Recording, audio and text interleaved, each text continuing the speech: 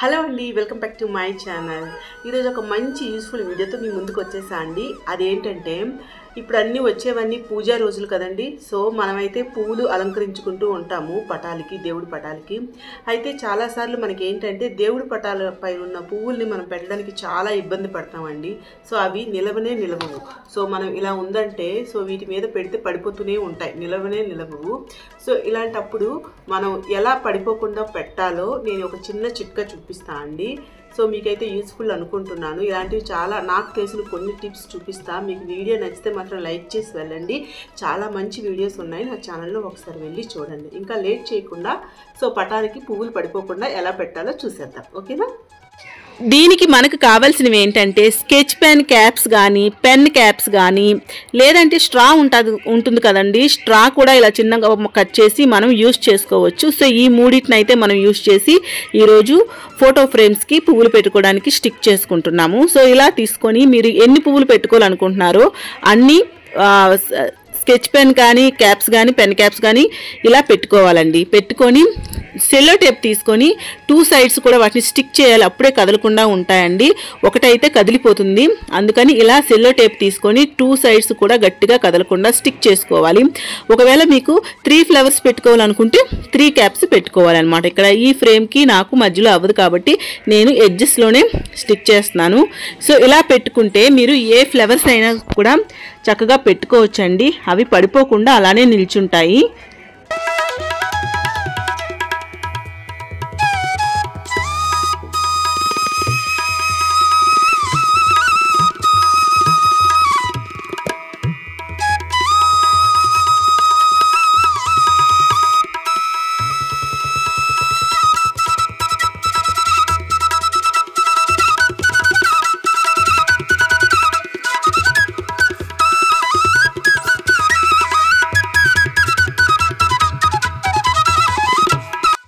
So చూసారు కదా, ఇలా అయితే పెట్టుకోవచ్చండి. పువ్వులు ఎంత అందంగా కనిపిస్తున్నాయి కదా. సో మనకి వెనక పెట్టినట్టు కూడా కనిపించదండి మనకి. ఒకవేళ మీకు చెప్పాను కదా మధ్యలో కావాలంటే మధ్యలో కూడా పెట్టుకోవచ్చు. అయితే కొన్నింటికి ఇలా కాడలు ఉండవండి. వండని పువ్వులకి ఎలా పెట్టుకోవాలి అని మీరు అనుకోవచ్చు. చాలా పువ్వులకి ఇప్పుడైతే అసలు ఉండవు.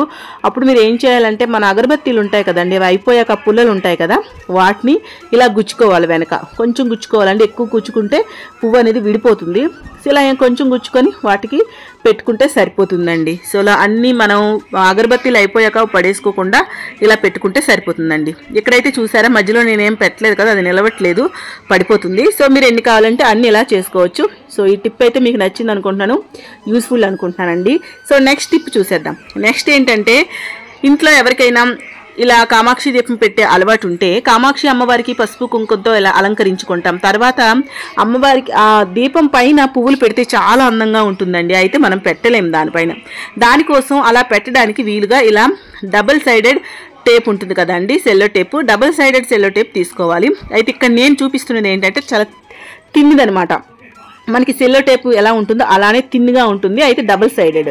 సో ఇప్పుడు మనకి ఎలాంటి దొరుకుతాయంటే కొంచెం తిక్కుగా దొరుకుతాయండి, అవైనా కొనుక్కోండి. లేదా ఇలా తిన్నది కావాలంటే తిన్నది కూడా కొనుక్కోండి. సో తీసుకొని మీరు వెనక ఒకే స్ట్రిప్ అంటించినా ఓకే, లేదా చిన్నవి అంటించుకున్నా ఓకే అండి. ఇలా చేయాలన్నమాట. ఇలా స్టిక్ చేసుకోవాలి. ఇలా స్టిక్ చేసుకున్నాక సో చూసారు కదా, పైన అయితే తీసేయాలి. తీసేసి ఫ్లవర్ పెట్టేసుకుంటే తర్వాత మనం దీపం వెలిగించేటప్పుడు పసుపు కుంకుమ బొట్టుతో పువ్వులతో చాలా అందంగా ఉంటుందండి దీపము. సో మీరు కూడా చూసేయండి.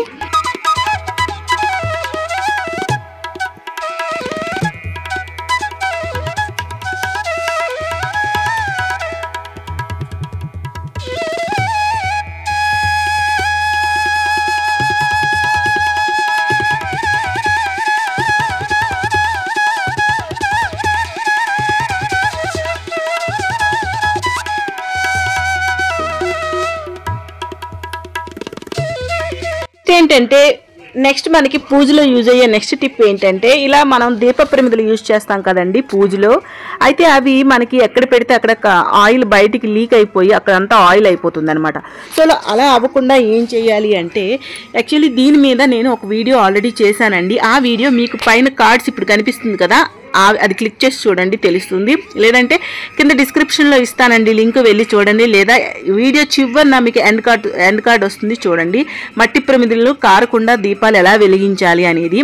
సో వాటిని ఏంటంటే కొత్తవైనా ఆల్రెడీ యూజ్ చేసినవైనా వాటిని ముందుగా వాటర్లో వేసి కొంతసేపు నానబెట్టుకోవాలి. దాంట్లో ఉన్న ఎక్కడైనా ఎయిర్ గ్యాప్స్ ఉంటే పోతాయండి. ఆ ఎయిర్ గ్యాప్స్ వల్ల మనకి ఏంటంటే అది ఆయిల్ లీక్ అయిపోతూ ఉంటుందన్నమాట.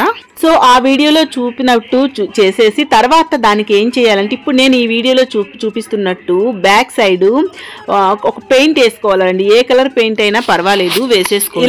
ఇలా వేసుకోవడం వల్ల అక్కడ ఎయిర్ గ్యాప్స్ ఉన్నా కూడా అవి క్లోజ్ అయిపోతాయండి. క్లోజ్ అయిపోవడం వల్ల మనకి ఆయిల్ అనేది బయటికి లీక్ అవ్వదన్నమాట. సో మనం ఎక్కడ ఆయిల్ మనకి దీపం పెట్టుకున్నా లీక్ అవ్వకుండా, ప్లేస్ అనేది పాడవకుండా ఉంటుంది. సో ఈ టిప్ అయితే మీకు నచ్చింది అనుకుంటున్నానండి. సో నెక్స్ట్ టిప్ ఏంటో చూసేద్దాం.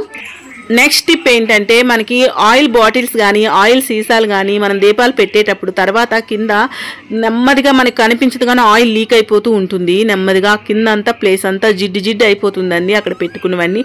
సో దీనికి మనం ఏం చేయాలి అంటే ఒక టిష్యూ పేపర్ ఇప్పుడు నేను చూపిస్తున్నట్టు తీసుకోవాలండి.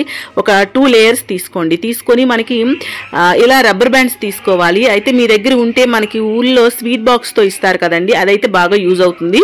అలాంటి రబ్బర్ బ్యాండ్స్ తీసుకొని ఇలా బాటిల్కి టిష్యూ పేపర్ పెట్టి 2 సైడ్స్ పైన కింద మీరు రబ్బర్ బ్యాండ్స్ పెట్టుకోవాలండి. ఒకవేళ మీ దగ్గర రబ్బర్ బ్యాండ్స్ లేకపోతే ఇప్పుడు మనం హెయిర్ బ్యాండ్ ఉంటుంది కదా రబ్బర్ బ్యాండ్, అలాంటిది తీసుకుంటే అలాంటిది ఒకటైనా థిక్ది అయితే ఒకటైనా సరిపోతుందండి. లేదంటే 2 అయినా 2 సైడ్స్ పెట్టుకుంటే మనకి ఆయిల్ లీక్ అయినా సరే అక్కడ వరకు మనం టిష్యూ పేపర్ పెట్టేస్తాం కాబట్టి టిష్యూ పేపర్ అంతా ఆయిల్ అయిపోతుంది, కిందకి జారదనమాట. సో అప్పుడు మనం టిష్యూ పేపర్ మార్చుకుంటే సరిపోతుందండి. మన కింద అది పెట్టే ప్లేస్ కానీ ఏది కూడా పాడవకుండా ఉంటుంది.